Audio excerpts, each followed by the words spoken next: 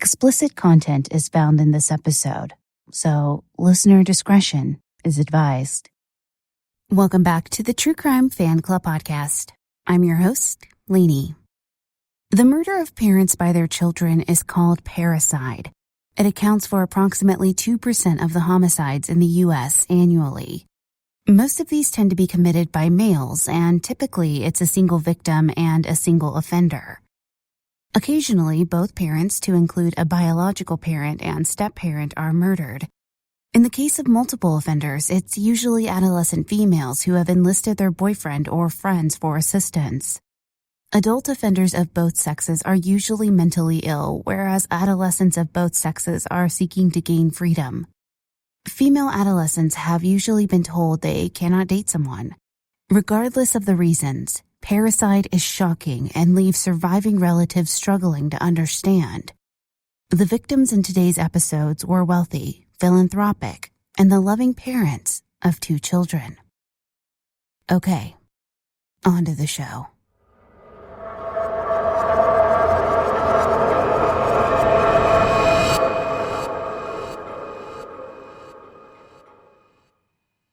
Charlotte Cope Turner was born into an affluent family in Alabama in the early 1940s.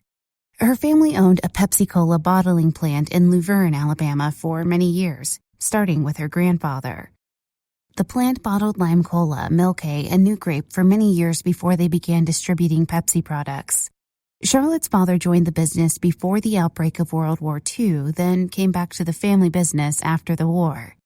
Charlotte excelled in school, then attended Sweetbriar College and obtained a master's degree in communications from the University of Alabama. She was a member of the Delta Delta sorority, the Alabama Debate Squad, and was listed in Who's Who in American universities and colleges. After college, she moved to Washington, D.C., where she worked for Congressman Armistead I. Selden, Jr. While there, she met Winston Brent Springford, who was a lieutenant in the Air Force and working at the Department of Defense. He had graduated from the University of Idaho, where he belonged to the American Society of Mechanical Engineers, the Society of Automotive Engineers, and Beta Theta Pi. The two wed on June 24, 1967. Charlotte, dressed in the style of the time, in an A-line suit with a box coat of imported silk pearl brocade. Her circular veil in silk illusion fell from a pillbox hat of matching fabric.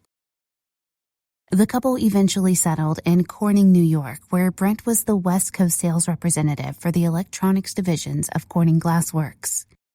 In 1972, when their daughter Stephanie was 6 months old, Brent and Charlotte decided to take a vacation to Mexico and left Stephanie with Charlotte's father and stepmother in Luverne, Alabama. Charlotte's younger sister Lois, then 21, still lived with her parents and helped with the baby. Tragically, around 1:30 in the morning on May 29, 1972, a fire broke out in the Turners' home. Lois managed to escape through a window, although she sustained severe lacerations to her legs.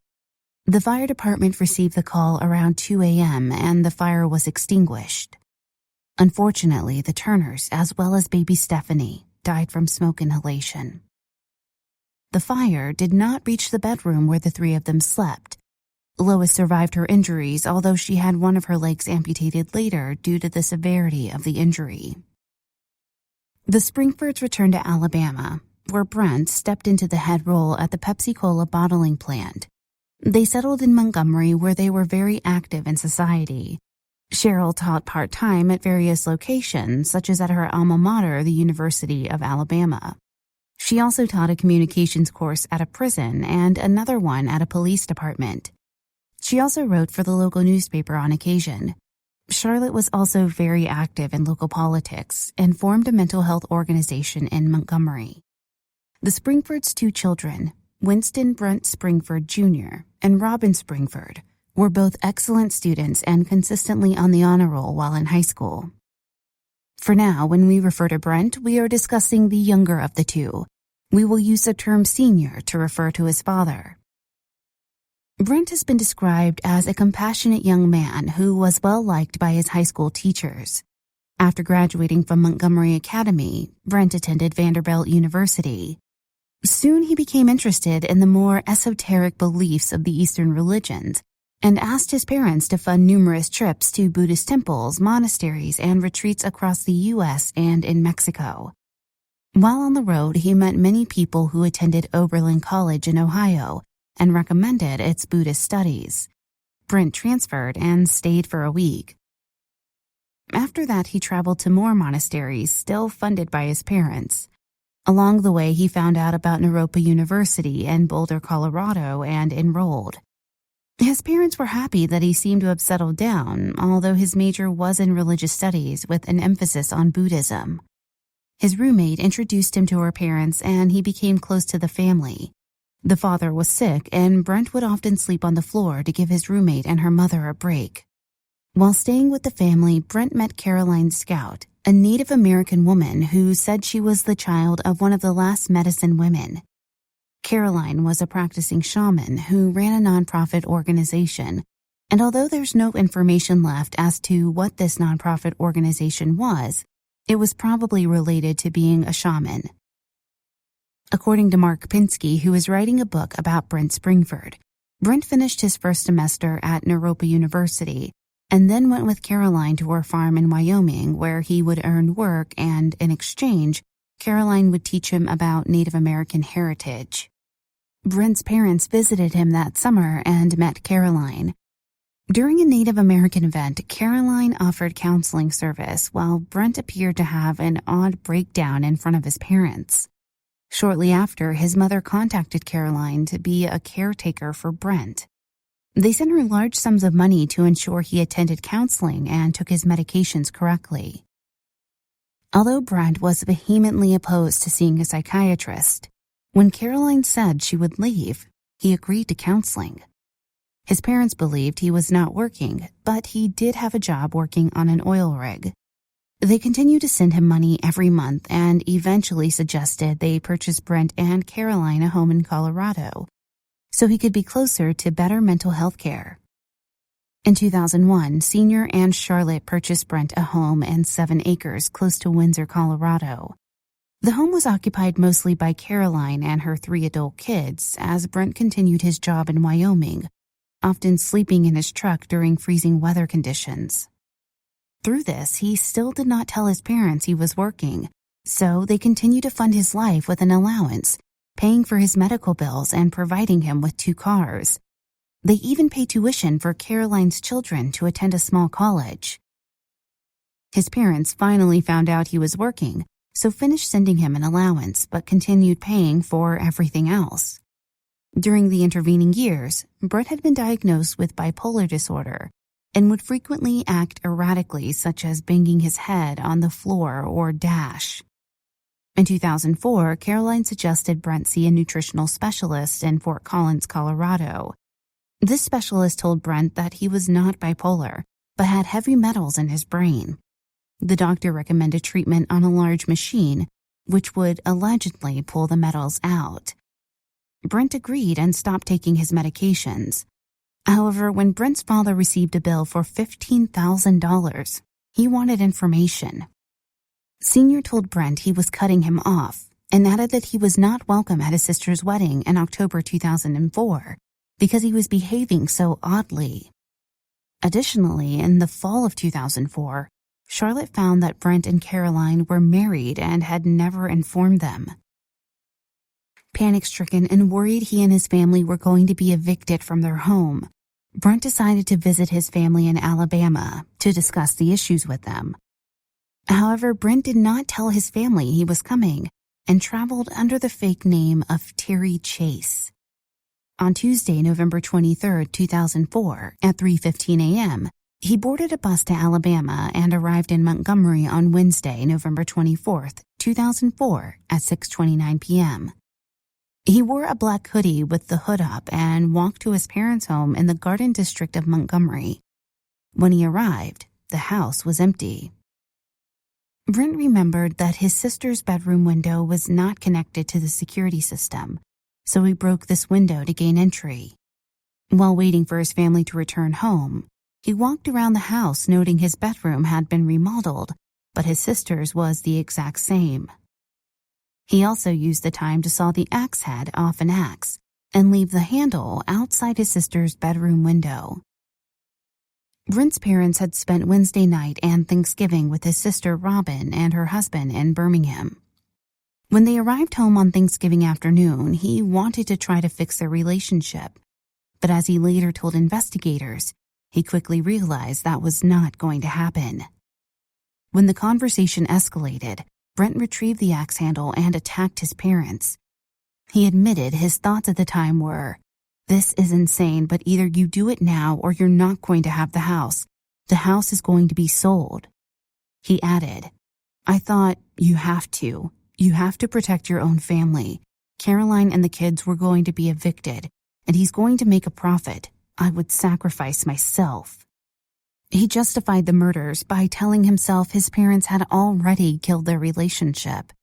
He felt like the black sheep of the family, and where he was vilified, Robin and her husband were deified.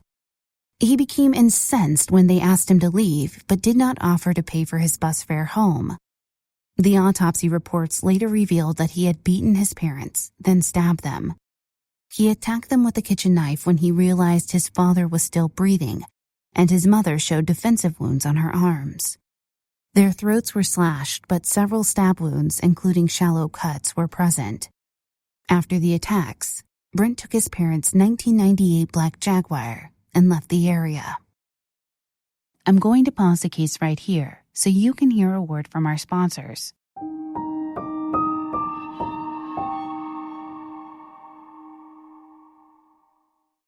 HelloFresh is America's #1 meal kit. HelloFresh lets you skip those trips to the grocery store and makes cooking fun, easy, and affordable, my favorite. HelloFresh's recipes are so delicious. Over 90% of ingredients are sourced directly from growers to ensure the freshest recipes are delivered to your door. You can save time and stress effortlessly because HelloFresh cuts out stressful meal planning and grocery store trips. So you can enjoy cooking and get dinner on the table in just about 30 minutes or even 20 minutes with their quick recipe options. The best part is HelloFresh is flexible and fits your lifestyle. You can easily change your delivery days or food preferences and skip a week whenever you need. My family's favorite meal that I've made so far is the brown butter rigatoni with asparagus, walnuts, and lemony ricotta. Let me tell you, it is delicious. I will definitely be making that again. In fact, I basically am forced to make it again, so it will be on my next order. If you want to join me and be a part of the coolest cooking club there is, go to HelloFresh.com/80TCFC and use code 80TCFC to get a total of $80 off, including free shipping on your first box. Additional restrictions apply, so please visit HelloFresh.com for more details. Once again, go to HelloFresh.com/80TCFC and use the code 80TCFC to get a total of $80 off, including free shipping on your first box.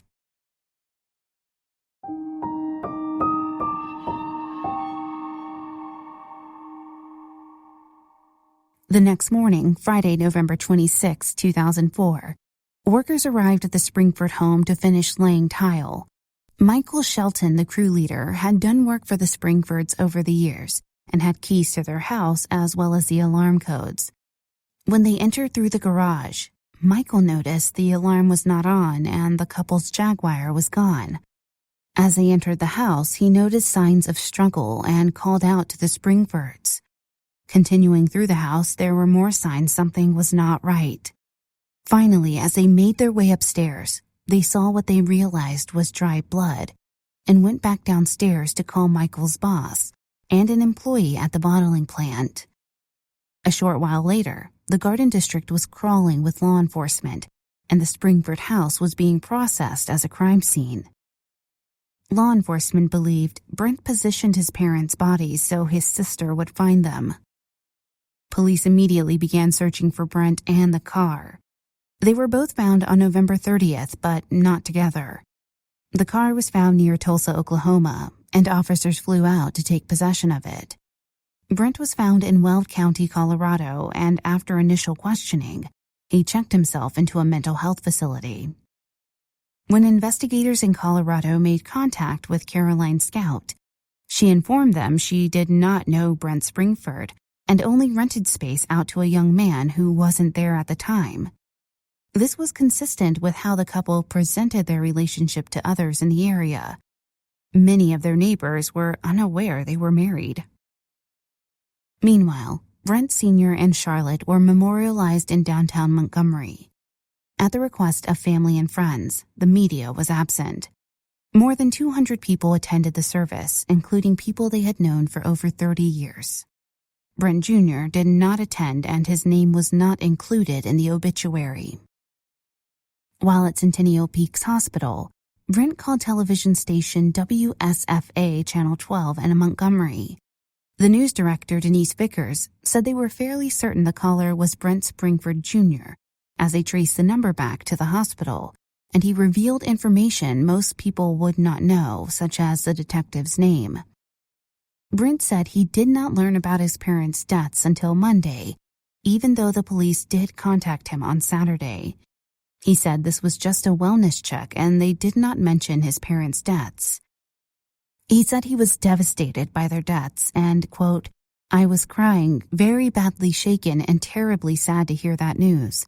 I loved my mother and father and always have. I can't imagine anything but loving them." He called the station again, claiming his family was trying to take his home away from him and that he did not commit the crime.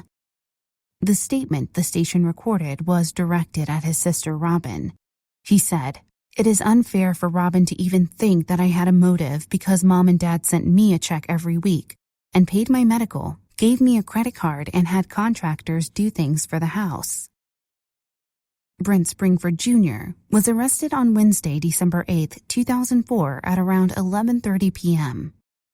He was charged with 2 counts of capital murder, and he fought extradition to Alabama, but just before a scheduled extradition hearing in February 2005, he waived extradition. Officers from Alabama traveled to Colorado to escort Brent back via private plane. He was wearing a bulletproof vest and also had a jacket over his head to protect him from potential jurors seeing photographs of him handcuffed. Seeing photographs of Brent in handcuffs could be construed as prejudicial, and he might not receive a fair trial because of it. Brent was represented by Bill Blanchard, who also represented the juvenile Lee Boyd Malvo, one of the perpetrators of the Beltway sniper murders. Lee Malvo had participated in murdering a liquor store owner in Alabama in 2002 and faced charges in the Alabama courts, in addition to the numerous murder charges in the D.C. area. Because of this representation, Brent's preliminary hearing had to be rescheduled, since Bill Blanchard was required in court in Birmingham on Lee Malvo's case. When Brent first faced a judge for the reading of his charges, Brent was mute, staring straight ahead. He was nudged by a deputy when the judge asked Brent a question. Brent was advised that if he talked about the case to anyone, they could be called as a witness. In May, Brent waived his right to a preliminary hearing, instead waiting for the grand jury. This delayed the case due to the backlog of forensic testing in the state crime lab. The backlog resulted in a delay of just over 2 years in the grand jury hearing. In December 2006, the grand jury indicted Brent Springford Jr., charging him with 5 counts of capital murder. These included 2 counts of burglary in the commission of a murder, 2 counts of robbery in the commission of a murder, and 1 count of killing 2 or more persons. In January 2007, in a court appearance, Brent pleaded not guilty and not guilty by reason of insanity for each charge. At the time of his initial arrest in 2004, he had been clean-shaven with extremely short hair. During the court appearance in January 2007, he barely resembled the same person, with his hair down to his waist and a long beard. In February 2007, his attorney argued for a change of venue for the trial, stating that it would be hard to find anyone in the central portion of the state that had not seen the media coverage. There was not a trial date set at this point, but the judge did ask for the attorney's calendars for October through February 2008. In August 2007, a trial date was set, and the venue was changed to Birmingham. The trial was set for January 7, 2008. The judge agreed that Brent could not get a fair trial due to the media coverage. In September, due to delays created by tests of Brent's mental health, the trial was moved to January 26th. Brent was examined by state mental health professionals who declared he did not have any major mental illnesses. The defense wanted to use their own professionals and scheduled a competency hearing, but nothing was scheduled until September 2007.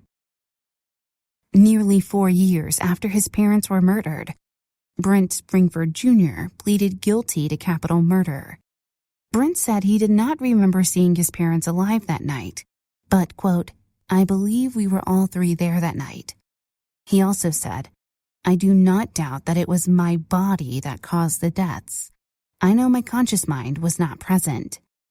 He was asked if he had permission to be in the house and replied no, but then added, "No, but in my way of feeling and thinking, it's hard to need permission to be in the house I grew up in." In December, in front of a jury, Brent was found guilty on all 5 counts and sentenced to life in prison. He said he prayed he would go to a mental health facility. His sister Robin testified that their parents were scared of Brent, but did not elaborate as to why. Bill Blanchard stated after the trial that Brent had been examined by a defense-appointed psychiatrist who had diagnosed him with paranoid schizophrenia. On December 6, 2008, Robin Springford Couch sent a statement to WSFA 12 News.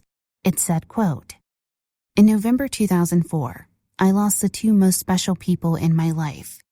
It was devastating enough to lose my parents, but to lose them at the hands of my own brother was unimaginable.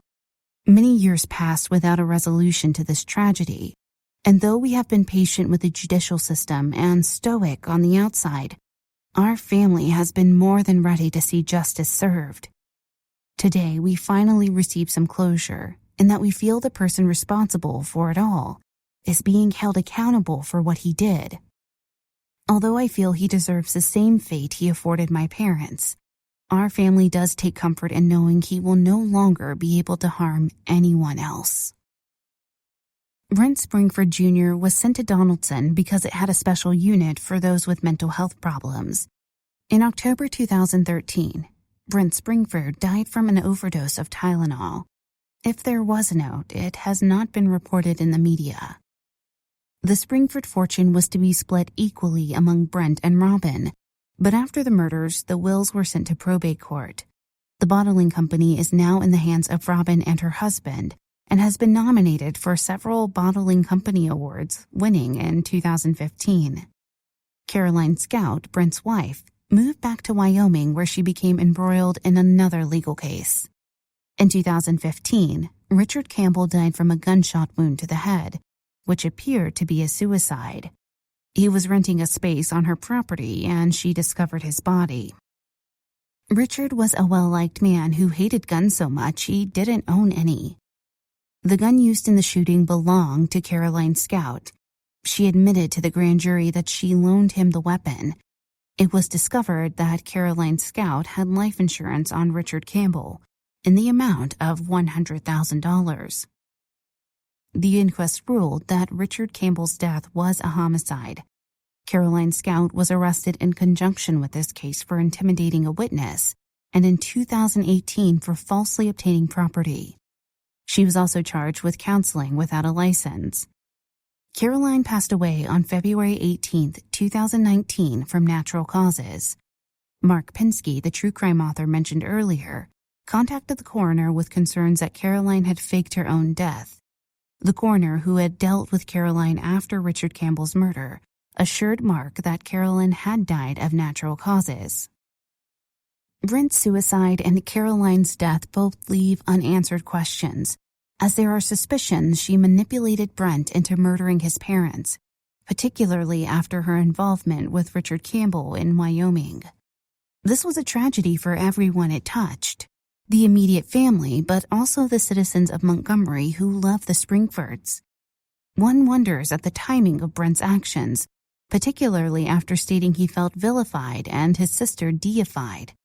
Robin had just been married the month before, and a wedding he was ordered not to attend.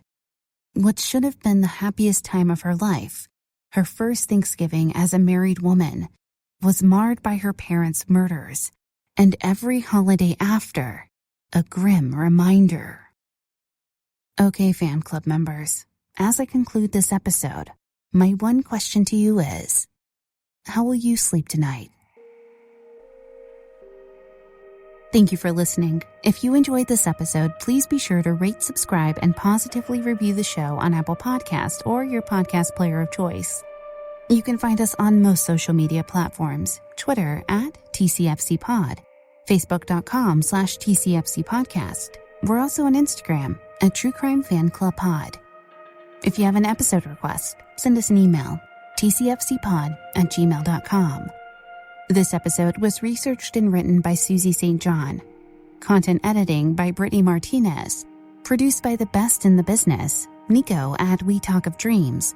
Check him out on Twitter @WeTalkOfDreams or WeTalkOfDreams.com.